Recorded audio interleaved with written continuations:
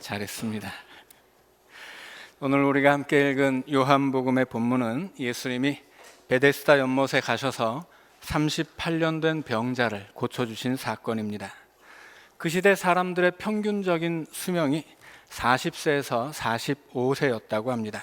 그러니까 38년 된 병자라면 일평생 질병의 고통 속에서 살아온 사람이라고 말할 수 있습니다.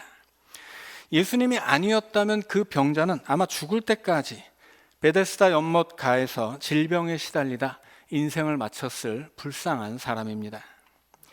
예수님이 아니라면 구원받을 수 없었다는 점에서 이 38년 된 병자는 예수님이 아니라면 구원받을 수 없는 모든 죄인들을 대표한다고 말할 수 있습니다.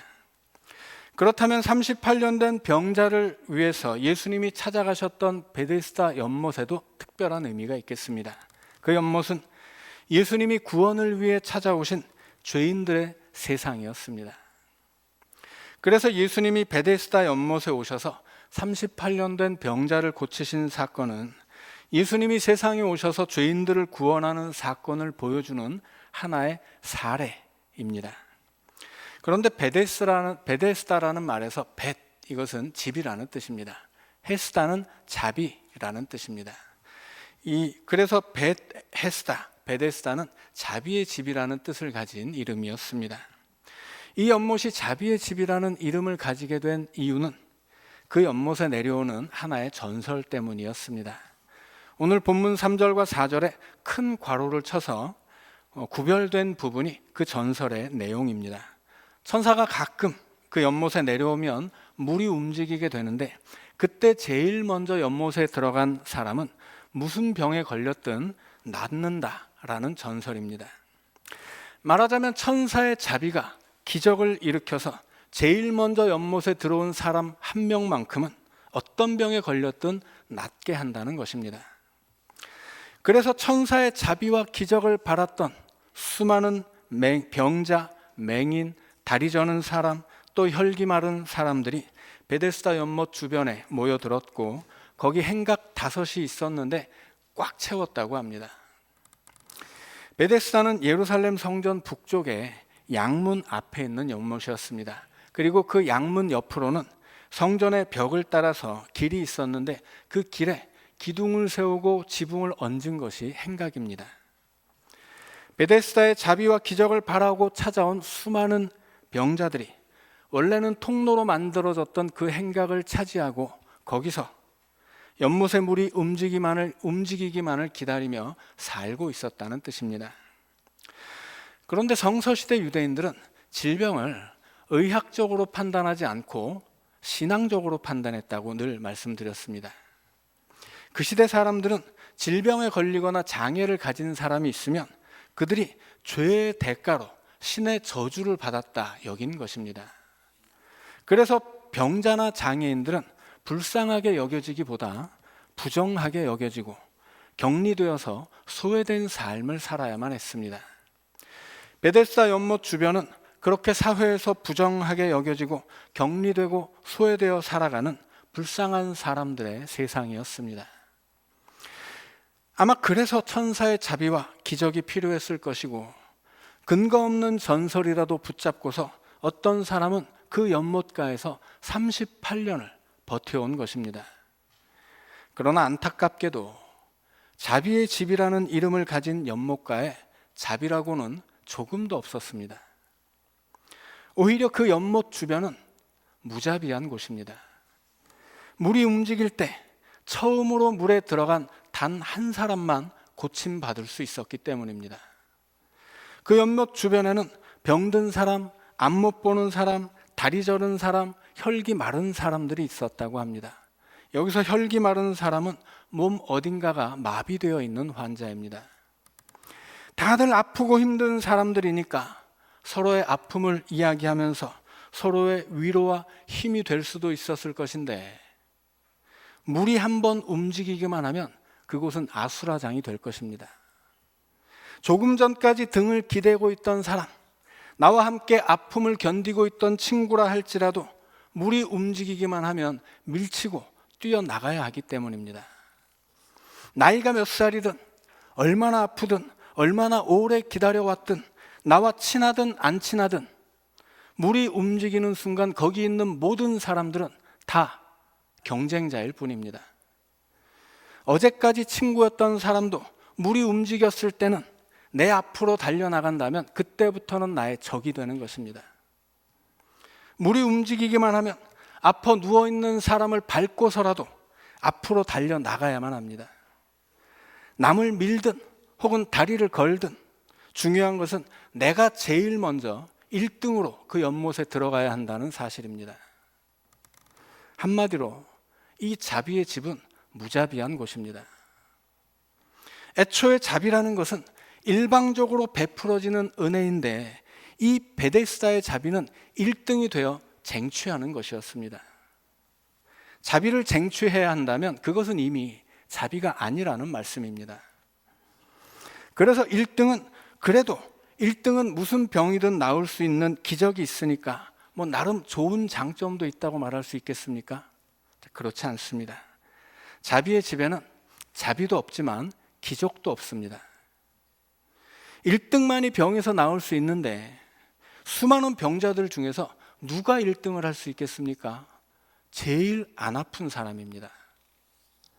그 연못 주변에 행각다섯에 모인 환자들은 적게 잡으면 수십이고 많게 잡으면 수백 명이었을 텐데 그 많은 병자들 중에 도저히 고칠 수 없는 중증 환자도 있었을 것이고 오늘 예수님이 만난 병자처럼 38년 동안이나 일평생 베데스다의 기적만 바라고 기다려왔던 사람도 있었을 것입니다. 그러나 그런 불쌍한 사람들은 기적의 수혜자가 될 수 없습니다. 거기서 기적의 수혜자는 물이 움직이는 것을 보자마자 제일 먼저 뛰어들어갈 수 있는 사람입니다. 그렇게 눈도 멀쩡하고 사지도 멀쩡한 사람이 나았다면 그것은 기적이라고 말할 수 없다는 것입니다. 그렇다면 자비도 없고 기적도 없는 이 연못에서 천사는 왜 물을 움직이는 것입니까? 자비도 없고 기적도 없던 이 베데스다에는 사실은 천사도 없었습니다. 병들어 아픈 사람들을 거짓된 전설로 모은 다음에 무자비한 경쟁 속에서 서로를 적으로 만들고 그 아프고 힘든 사람들이 작은 위로조차 받지 못하게 만들었다면 그것은 천사가 아니라 마귀입니다. 육신의 질병과 사회적 소외 가운데서 몸도 아프고 마음도 아프고 힘들었던 병자들을 모아서 자비도 기적도 없는 곳에서 일평생 헛된 소망을 품고 살아오게 했다면 그것은 천사일 수 없다는 것입니다. 이것은 분명히 마귀의 역사입니다. 베데스다는 마귀가 만들어낸 헛된 희망이고 거기 모인 병자들은 헛된 성공 신화에 속아서 인생을 다 허비한 불쌍한 사람들입니다. 어떤 병자는 무려 38년 동안 그 베데스다의 거짓된 자비와 기적에 속은 채로 무자비한 무한 경쟁의 전쟁터에서 살아왔던 것입니다. 그 병자는 자기가 로또 같은 희망이 남아 붙잡고 살아왔다 생각할 수 있습니다. 그러나 아닙니다. 베데스다는 자기가 붙잡은 희망이 아니고 사실은 마귀의 속임수에 붙잡혀서 삼켜진 것입니다. 그 38년 된 병자는 예수님을 만나지 못했다면 38년 아니라 380년이 지나도 나을 수는 없었습니다. 그래서 예수님이 찾아오신 베데스다는 예수님이 찾아오신 이 세상의 축소판입니다. 거기 있는 병자들은 예수님이 오지 않았다면 베데스다의 거짓에 삼켜져 죽을 수밖에 없는 것입니다. 그러나 예수님을 만난 38년 된 병자는 고침을 받습니다. 이것은 누구든지 그를 믿으면 믿는 사람은 멸망하지 않고 영생을 얻는다는 말씀이 어떻게 이루어지는 것인지를 보여주는 사례라고 말할 수 있습니다. 예수님은 자비를 사칭하는 이 무자비한 세상에 오셔서 38년 동안 고통받았던 병자를 만납니다. 6절은 이렇게 기록하고 있습니다. 예수께서 그 누운 것을 보시고 병이 벌써 오래된 줄 아시고 이르시되 네가 낫고자 하느냐. 여기에 중요한 세 가지 단어가 있습니다. 보시고, 아시고, 이르시되. 우리 주님은 이 병자를 보셨습니다. 저 높은 하늘에 고상하게 앉아서 개미 같은 인간을 보신 것은 아니었습니다. 스스로 사람이 되어 직접 이 땅에 내려오시고 베데스다까지 찾아오셔서 희망처럼 보이는 절망에 기대어 살아왔던 불쌍한 인생을 보고 있는 것입니다. 그리고 주님은 그를 알고 계셨습니다. 어디가 아픈지, 얼마나 아픈지 남들은 알 수도 없고 알고 싶지도 않은, 알더라도 별로 돕고 싶지 않았던 타인의 아픔을 우리 주님만큼은 다 알고 계셨다는 것입니다. 그리고 그에게 이르셨습니다. 내가 낫기를 원하느냐? 이거 뭐 궁금해서 물어본 것이겠습니까? 38년 동안 질병에 시달릴 뿐 아니라 경쟁에 패배하고 무자비한 세상에 던져져서 몸뿐 아니라 마음까지 고통받던 사람이 정말 그 마음에 낫기를 원하는지 안 원하는지 그걸 몰라서 물었다면 그것은 우리가 믿는 예수님은 아닐 것입니다. 예수님은 궁금해서 물은 게 아니라는 것입니다. 예수님은 내가 너를 낫게 해주마 약속하신 것입니다. 그 옛날 베데스다에 찾아가신 우리 주님은 오늘도 베데스다와 같은 이 세상에 우리의 삶에 찾아오신다는 사실을 믿으시기 바랍니다.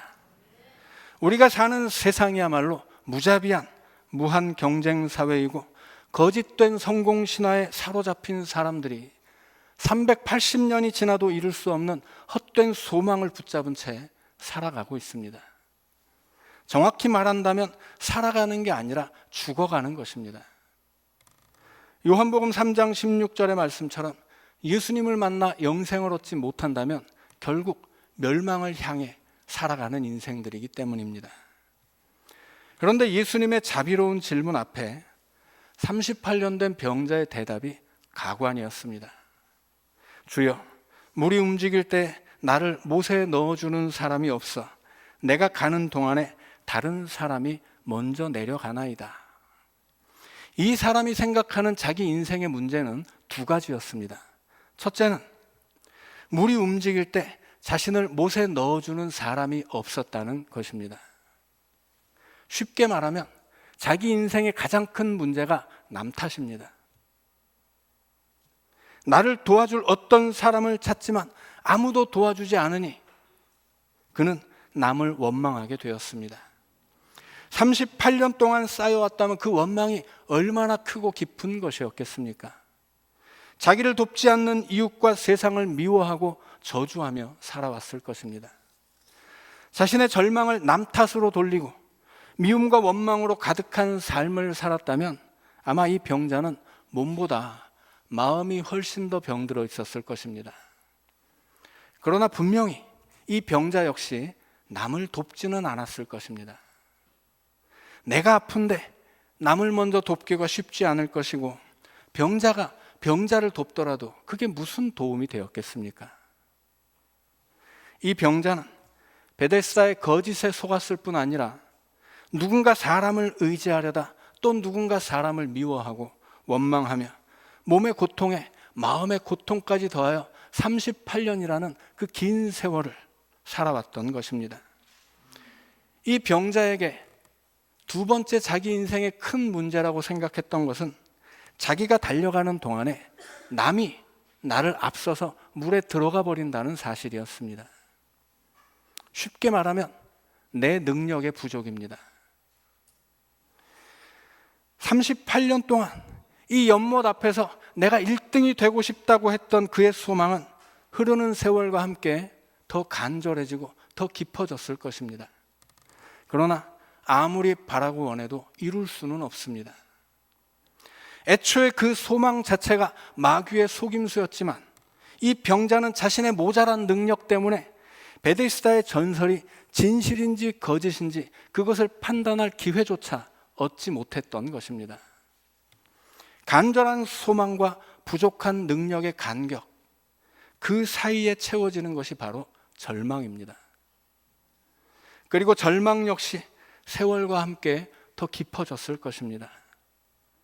이것이 세상의 거짓에 속은 사람들이 만나는 인생의 결론입니다.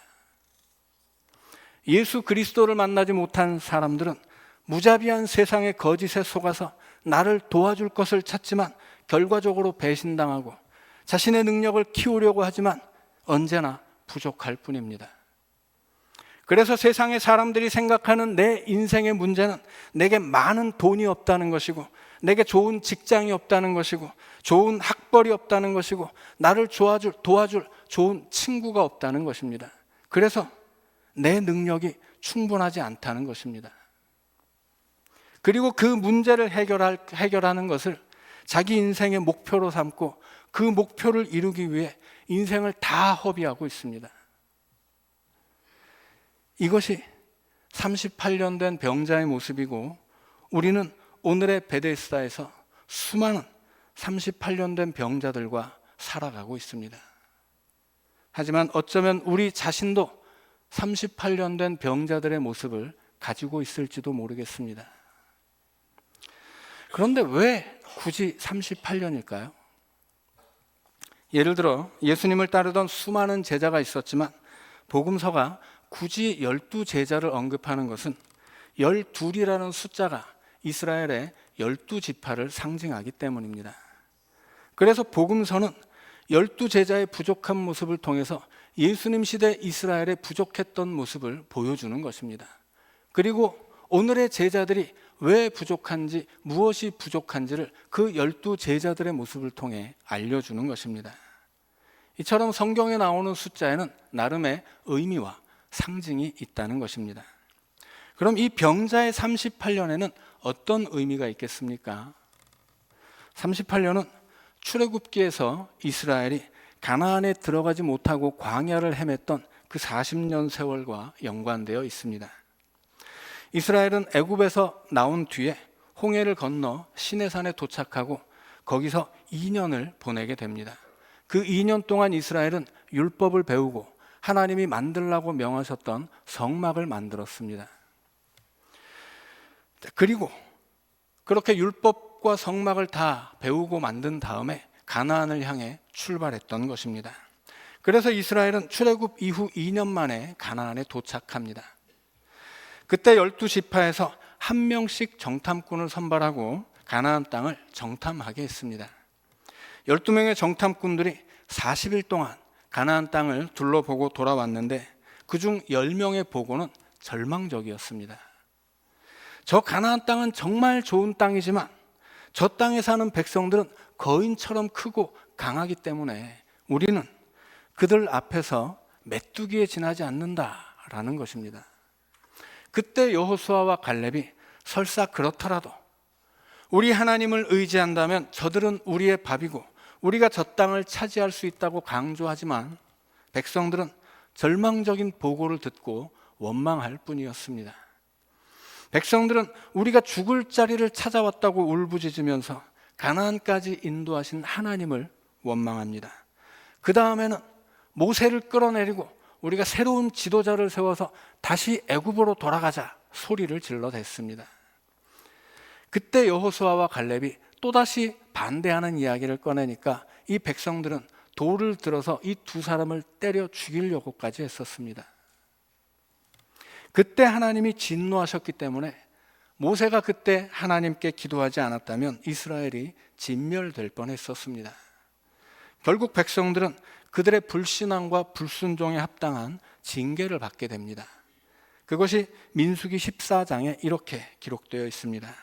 너희는 그 땅을 정탐한 날 수인 40일의 하루를 1년으로 쳐서 그 40년간 너희의 죄악을 담당할지니 40년을 광야에서 방황하는 자가 되리라. 광야의 40년에서 2년은 율법을 배우고 성막을 세우는 시간이었습니다.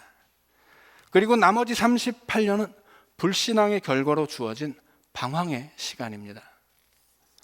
베데스다 연못의 병자가 고통 속에서 살았던 38년은 이스라엘의 출애굽 1세대가 불신앙의 결과로 방황해야 했던 그 38년의 상징이라는 것입니다.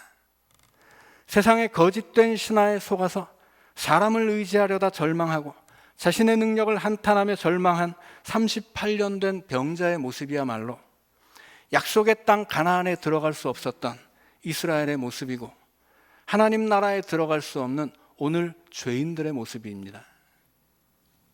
그래서 예수님이 세상에 오신 것입니다. 그냥 놔두면 죄 가운데 멸망할 수밖에 없는 죄인들에게 영생을 주기 위해서입니다. 그냥 놔두면 그저 질병 가운데 죽어갈 수밖에 없는 병자들에게 생명을 주기 위함이었습니다. 예수님은 이 병자를 향해 이렇게 말씀하십니다. 일어나 내 자리를 들고 걸어가라. 38년 된 병자가 자기 인생의 두 가지 문제를 예수님에게 말씀드렸던 이유가 무엇이겠습니까? 예수님이 나를 도와서 물이 움직일 때 나를 1등으로 그 연못에 집어넣어 달라는 뜻이었습니다. 어쩌면 오늘 우리의 기도 역시 그런 것일 수 있습니다. 그러나 예수님은 그를 1등으로 연못에 들어가게 하지 않습니다. 그 연못에는 자비도 없고 기적도 없고 생명도 없고 회복도 없기 때문입니다. 그 병자가 1등으로 들어가기 원했던 연못은 거짓이고 절망이고 죽음이었기 때문입니다. 대신 예수님은 당신의 능력으로 이 병자를 고쳐주시고 그를 고쳐주기 전에 당신의 사랑으로 병자를 찾아와 주신 것입니다. 38년 된 병자가 바랐던 희망은 베데스다가 아니라 예수님께 있었다는 말씀입니다. 하늘에서 땅까지 그리고 베데스다까지 찾아오신 그 사랑에 아무 조건 없이 베풀어 주신 은혜, 그 병자의 회복과 생명이 있었습니다. 지난주에 추수감사절을 지킨 11월을 감사하는 달로 삼자, 그렇게 말씀드렸습니다. 오늘 베데스다의 이야기를 나눈 이유는 감사하려면 예수님을 만나야 한다는 사실을 말씀드리고 싶었기 때문입니다. 우리가 사는 오늘의 베데스다에도 예수님 시대의 베데스다처럼 거짓된 신화가 너무나 많습니다. 돈이 있으면 행복하다. 건강이 전부다.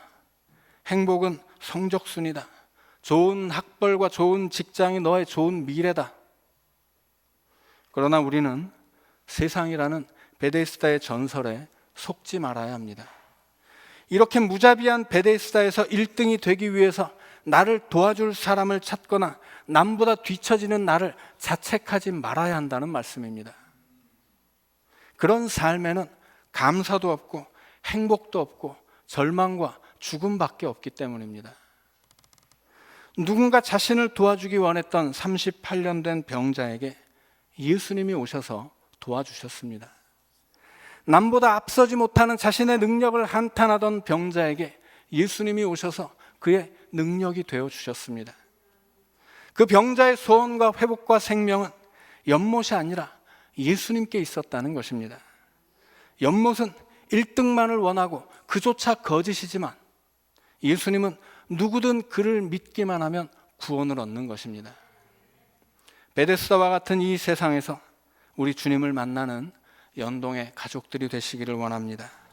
우리를 보시고 또 아시고 찾아오시는 주님의 사랑 안에서 우리 주님의 은혜와 능력을 누리고 주님 앞에 감사하며 살아가는 연동의 가족들 되시기를 우리 주님의 이름으로 축원합니다.